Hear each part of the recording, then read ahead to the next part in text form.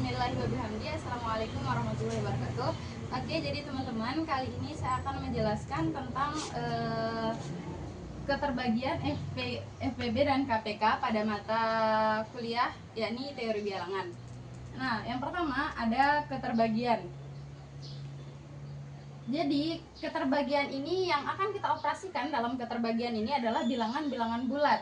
Nah, kemudian definisi dari keterbagian adalah sebuah bilangan yang akan membagi habis bilangan lainnya, atau bisa kita katakan A membagi habis B atau B dibagi habis dengan A. Nah, kemudian bisa kita katakan B sama dengan KA. Nah, di mana K ini adalah sebuah bilangan bulat tunggal yang dikali dengan A untuk menghasilkan nilai dari B itu sendiri. Nah, kita langsung ke contoh soalnya mengenai tentang keterbagian. Di sini 2 membagi habis 6. Karena apa? Karena 6 ini adalah hasil kali dari A dengan bilangan tunggal tertentu yang ketika dikalikan maka hasilnya adalah 6. Nah, kemudian yang di bawah, coba pada contoh soal yang di bawah. 4 membagi habis min 16. Kenapa? Karena min 16 atau B ini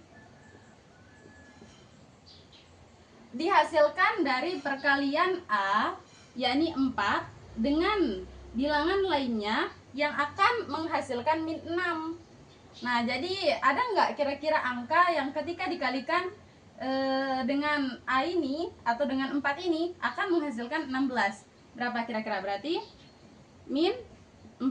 Nah, min 4 kali 4 hasilnya adalah min 16. Jadi inilah keterbagian. Ketika dia A dikalikan dengan bilangan bulat tunggal tertentu yang kemudian menghasilkan daripada nilai A. Nah, ada kemudian contoh yang lain di sini, yakni 7 tidak membagi habis 12. Nah, jadi ini dibaca tidak membagi habis 12. Kenapa? Karena 12 atau B ini ketika sebuah bilangan dikalikan dengan 7 tidak ada yang menghasilkan 12. Nah, misal 1 kan kali 7 7, kemudian 2 kali 7 14. Nah, kalau misalkan 3 kali 7 21, berarti lebih dia. Jadi tidak ada angka yang ketika dikalikan dengan A ataupun 7 untuk menghasilkan 12. Jadi ini bukan keterbagian atau tidak habis dibagi. Ini dibaca tidak habis dibagi atau tidak habis membagi. Oke, di dalam keterbagian ada beberapa syarat-syarat dasar yang perlu kita ketahui. Yang pertama, ketika A membagi habis A, ya tentu saja karena misalkan 3 akan membagi habis 3. Nah, seperti ini. Jadi 3 berarti dia akan selalu dikalikan dengan 1. Nah, jadi ketika A membagi habis A, maka nilai dari bilangan bulat tunggal itu adalah 1. Jadi ketika 3 membagi 3, maka nilainya adalah 1. Nah, kemudian di sini syarat yang kedua, yakni 1 membagi habis A. Tentu saja, karena ketika 1 membagi habis A, berarti misal kita pakai 3 ya. 3 maka 1. Nah, ketika 1 membagi habis A, maka nilainya itu adalah nilai daripada A itu sendiri, 3. Jadi untuk menghasilkan 3, maka kita kalikan dia dengan 3. Nah, kemudian syarat yang ketiga, yakni A membagi habis B dengan syarat nilai A tidak boleh sama dengan 0. Jadi nilai A tidak boleh 0, akan tetapi nilai A itu bisa lebih kecil daripada B, dan B bisa dan A bisa lebih besar daripada B.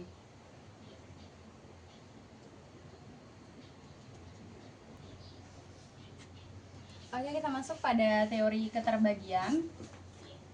Di sini dikatakan bahwa jika A membagi habis B dan B membagi habis C, maka C akan bisa dibagi habis oleh A.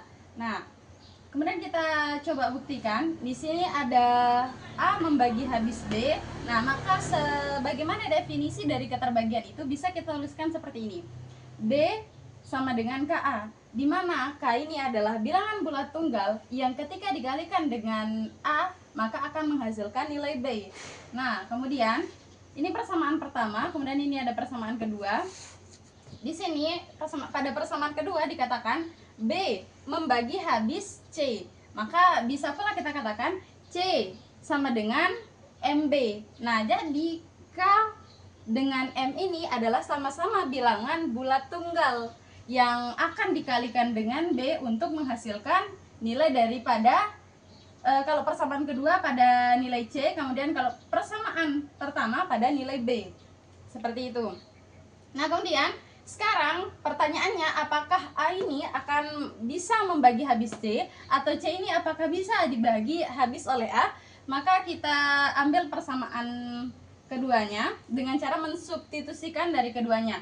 Oke, pertama kita ambil yang ini, C sama dengan MB. Jadi C sama dengan MB. Kemudian di sini nilai daripada B ini kita substitusikan daripada nilai aslinya, yakni B sama dengan KA. Maka kita bentuk C sama dengan M dikali KA. Kalau sudah seperti ini, maka kita akan menyatukan kedua bilangan bulat tunggal. Jadi bisa kita satukan bilangan bulat tunggal ini karena ini sama-sama bilangan bulat, jadi bisa disatukan begitu. Nah, jadi saya satukan C sama dengan M kali K, kemudian dikali dengan A. Jadi bilangan bulat tunggal dikali bilangan bulat dikali dengan bilangan bulat, maka hasilnya adalah bilangan bulat. Nah, kemudian bilangan bulat ini ketika dikali A sama dengan C. Artinya apa? Artinya A ini bisa dibagi oleh bisa membagi C. Atau misalkan nilai dari kita langsung saja ke contoh soal deh ya. Contoh soal. Nah, di sini 3 membagi habis 6 dan 6 membagi habis 12. Nah, maka apakah 12 ini bisa dibagi oleh 3? Kita buktikan. 3 membagi habis 6, maka bisa kita tuliskan berarti di sini nilai A dikali dengan K, di mana K ini adalah hasil ketika dikalikan dengan A untuk menghasilkan 6. Berarti di sini nilainya adalah 2. Karena 2 dikali 3 hasilnya adalah 6 atau hasilnya adalah nilai dari B. Nah, kemudian ini persamaan pertama. Kemudian pada persamaan yang kedua, 6 dibagi dengan 12, maka kita tuliskan di sini 12 sama dengan dikali dengan A. Kira-kira berapa yang dikalikan dengan A untuk menghasilkan 12? Berarti 2. Selanjutnya, untuk membuktikan bahwa 12 bisa dibagi habis oleh 3, maka kita ambil persamaan keduanya dengan cara mensubstitusikannya. Jadi 12. Nah, di sini karena kita sudah ketahui nilai dari M ini, berarti M ini adalah 2, maka kita tulis 2 di sini. Nah, sudah kan? Kemudian kita substitusikan nilai 6 ini, awal nilainya itu adalah berarti 2 kali 3. Nah, 2 dikali 2 dikali 3. Nah, seperti ini. 12.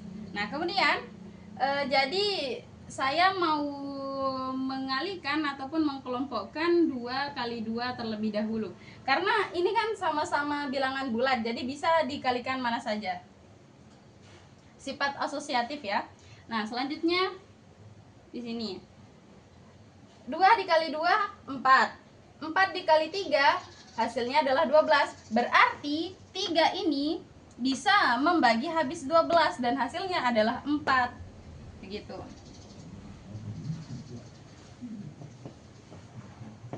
Nah, artinya C ini bisa dibagi habis oleh A, atau 12 ini bisa dibagi habis oleh 3 dan hasilnya adalah 4.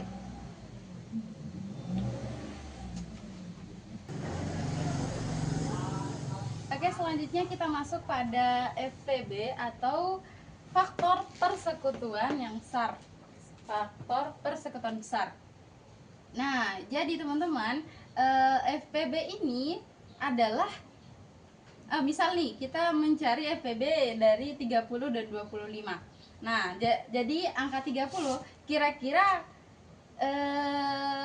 faktor itu adalah suatu bilangan yang membagi habis sebuah bilangan. Jadi faktor itu adalah sebuah bilangan yang membagi habis sebuah bilangan. Nah, misal 30. Kira-kira apa bilangan apa saja atau angka berapa saja yang membagi habis 30? Nah, di sini ada 1, 2, 3, 5, 6, 10, 15 dan 30. Nah, jadi ke semua ini adalah faktor dari 30. Nah, kemudian angka 25. 25 bilangan yang bisa membagi habis 25 ini adalah angka 1, kemudian angka 5 hasilnya 5, 25 hasilnya 1. Nah, jadi ini adalah yang dinamakan dengan faktor. Nah, sekarang FP atau faktor persekutuan. Faktor persekutuan itu adalah bilangan yang sama-sama bisa membagi keduanya. Nah, di sini ada berapa? Di sini ada 1. Nah, ada juga 5. Nah, berarti FP dari keduanya atau faktor persekutuan dari keduanya ini adalah 1 dan 5. Nah, sekarang pertanyaannya, berapakah FPB dari faktor-faktor ini?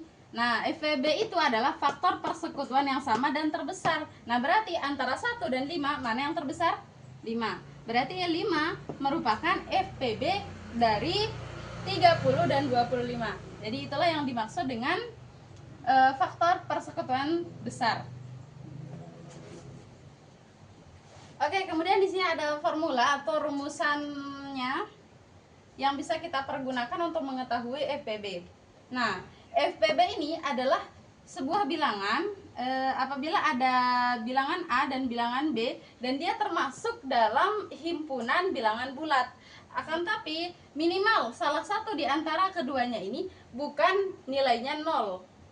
Nah, jadi salah satunya boleh nilai 0, akan tapi nilai yang lain tidak boleh 0. Ataupun bisa juga keduanya ini bukan dari nilai 0. Oke, selanjutnya bilangan A dan bilangan B akan menghasilkan FPB. Nah, FPB itu adalah C. C ini merupakan FPB dari faktor persekutuan besar daripada nilai A dan B. Ingat teman-teman ya, jadi C ini adalah faktor. Berarti kalau dia faktor, dia akan habis membagi atau membagi habis daripada nilai A dan B. Nah, jadi bisa kita tuliskan C. Karena C ini adalah FPB dari A dan B, maka C membagi habis A. Kemudian C juga membagi habis B. Nah, selanjutnya jadi kita ketahui kan, jadi faktornya itu bukan hanya C saja. Jadi yang bisa membagi habis A dan B atau yang bisa membagi habis 30 dan 20 bukan hanya 5 saja, tapi ada faktor-faktor lainnya seperti 1, 2, 3, 6, 10 dan hingga seterusnya. Jadi kita misalkan faktor yang lainnya itu adalah D. Jadi D juga bisa membagi habis A. Kemudian D juga bisa membagi habis B. Akan tetapi nilai daripada D ini harus lebih besar atau harus lebih kecil daripada nilai C. Jadi C ini harus sama dengan atau lebih besar daripada faktor-faktor yang lainnya. Maka inilah syarat dikatakan dia sebagai FPB.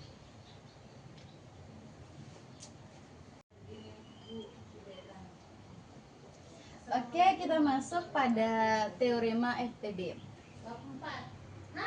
Di sini dikatakan jika bilangan A dan B FPB-nya adalah C, maka apakah C ini bisa dibagi oleh A dan C bisa dibagi oleh B, atau dibagi habis oleh A dan C dibagi habis oleh B. Kemudian kita hasilkan bahwasanya KPK-nya adalah 1.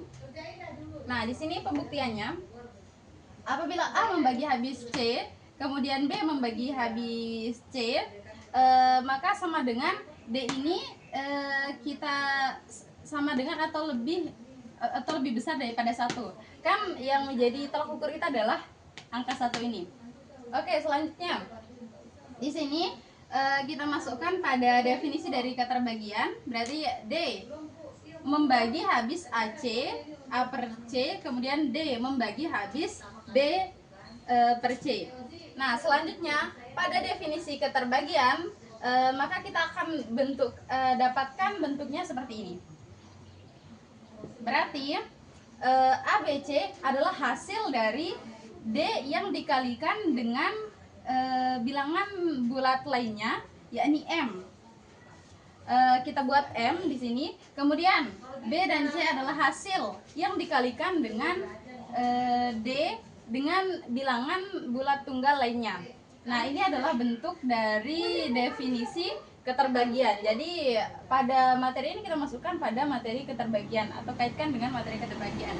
Selanjutnya, maka kita akan hasilkan seperti ini. Jadi kita sederhanakan, maka A akan menghasilkan C ini kita pindah ruaskan menjadi dikali di sini. Berarti kita hasilkan M dikali C dikali D. Kemudian B sama dengan N dikali C dikali D. Nah, kemudian di sini maka kita akan tahu bahwasanya C dan D ini adalah sebuah faktor persekutuan karena keduanya bisa membagi A dan bisa membagi B. Nah, sehingga apa?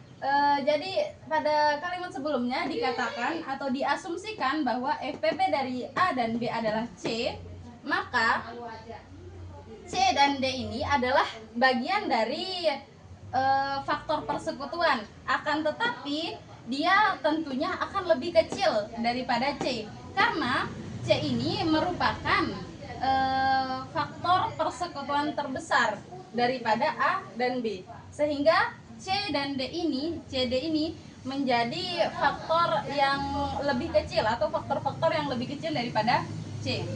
Jadi C lebih besar dari faktor-faktor lainnya atau lebih besar dari faktor CD ini. Nah, selanjutnya di sini karena di sini ada C, kemudian di sini ada C, maka bisa kita hapus. Dan hasilnya adalah 1.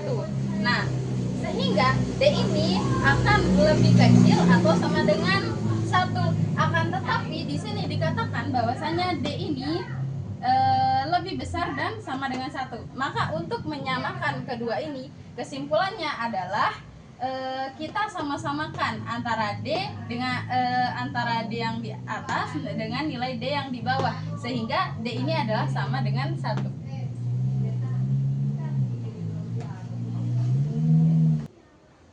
Oke, kita lanjut. Kita tadi sudah membahas tentang keterbagian FPB. Kemudian selanjutnya sekarang kita akan membahas tentang KPK.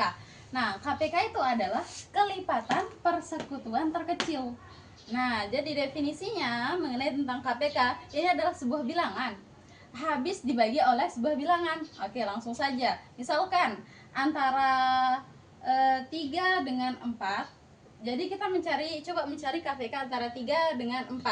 Nah, jadi kira-kira angka berapa yang kira-kiranya habis dibagi oleh bilangan 3 ini? Nah, jadi 3 bisa dibagi oleh 3. Nah, kemudian 6 bisa dibagi oleh 3 atau kelipatan dari 3 ini, itulah yang menjadi jadi angka ini adalah merupakan kelipatan dari 3.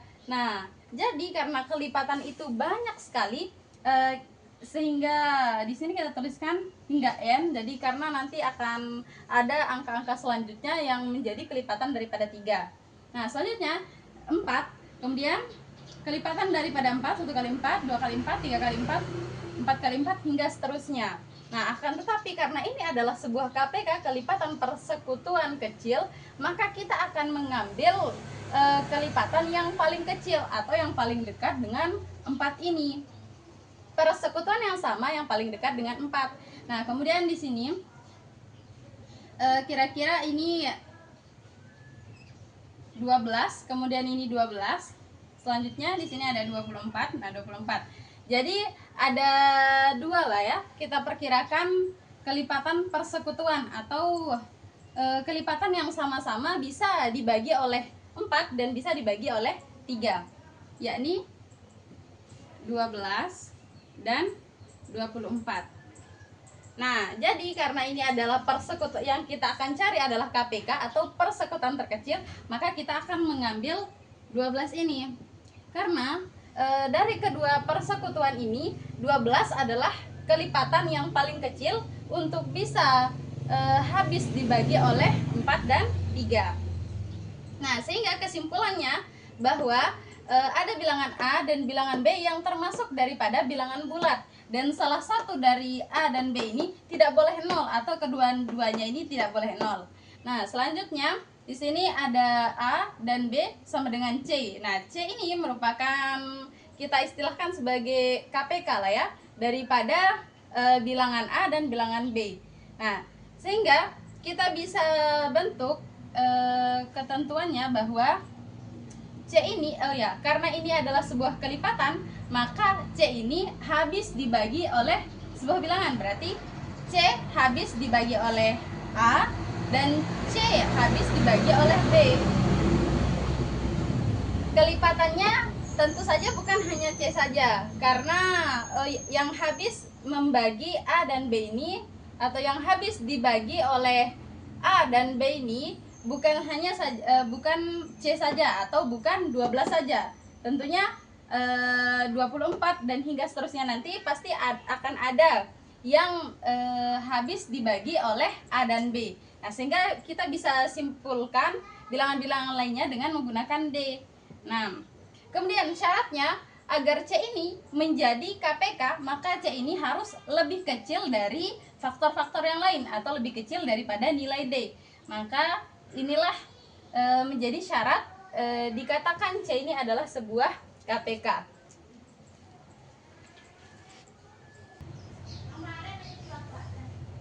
Oke, kita lanjut. Kalau tadi kita sudah membahas tentang definisi dari KPK, maka sekarang kita akan membahas tentang teorema dari KPK.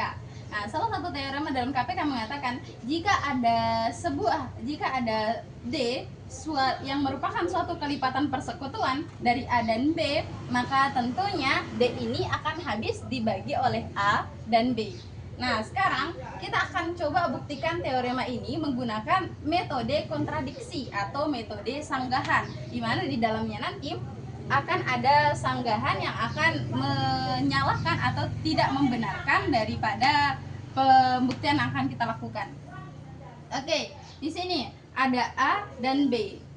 Bilangan A dan B memiliki, kita misalkan bahwa dia memiliki kelipatan atau KPK yakni C. KPK-nya adalah C. Nah, berarti kalau seandainya bilangan A dan B ini memiliki KPK C, berarti C ini bisa dibagi oleh A, bisa pula dibagi oleh B. Nah, kemudian di sini kita coba anggapkan bahwa A ini tidak membagi habis D. Kita coba anggapkan bahwasanya A tidak membagi habis D atau D tidak bisa dibagi habis oleh A. Nah, karena kita menganggapkan dia tidak bisa habis dibagi, maka kita akan menggunakan metode algoritma pembagian. Nah, di mana algoritma pembagian ini ada D yang kemudian sama dengan C ini adalah sebuah angka atau suatu angka yang akan dikalikan dengan hasil. Nah, hasil dari D ini yang dikalikan dengan sebuah angka, kemudian ditambah sisa. Jadi dari kedua pengalian ini nanti akan ada sisa dan itu akan dijumlahkan di sini plus sisa. Ini pengalian dengan sebuah angka, kemudian hasilnya D akan, tapi dia memiliki sisa. Nah, sisanya ditaruh di sini. Nah, itu adalah algoritma pembagian. Oke, selanjutnya kita kembali ke sini.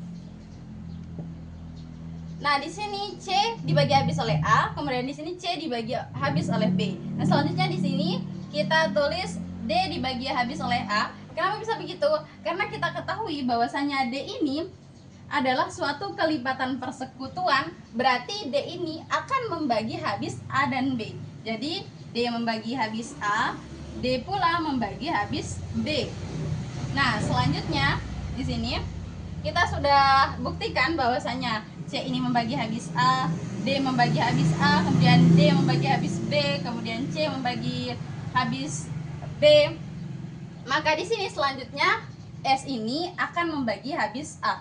Kenapa bisa begitu? Karena di sini lihat, perhatikan algoritma pembagian ini.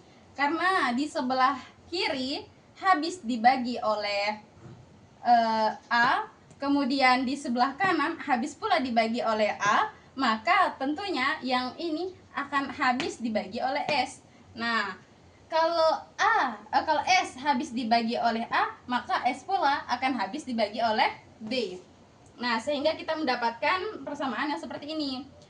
C bisa dibagi habis oleh B, D bisa dibagi habis oleh D, kemudian S bisa dibagi oleh B.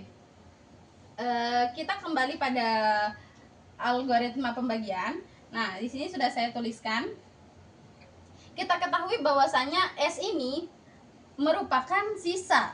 Nah, yang namanya sisa berarti dia adalah bilangan kecil. Karena tentunya sisa ini adalah bilangan kecil yang tidak bisa lagi dibagi oleh D nantinya. Sehingga pasti S ini lebih kecil daripada C. Nah, di sini dikatakan S lebih kecil daripada C. Sedangkan kita sudah ketahui bahwa KPK dari A dan B itu adalah C, maka tentunya harusnya C ini harus lebih kecil daripada S. Tetapi di sini dikatakan S lebih kecil daripada C. Maka anggapan ini salah. Sehingga anggapan kita mengatakan A tidak bisa membagi habis D atau D tidak bisa dibagi habis oleh A, berarti salah. Nah, karena yang benar adalah C ini bilangan yang paling kecil atau lebih kecil daripada S, karena C merupakan KPK dari A dan B. Seperti itu. Oke, mungkin hanya ini yang saya bisa sampaikan. Kurang lebihnya mohon maaf. Sekian, wassalamualaikum warahmatullahi wabarakatuh.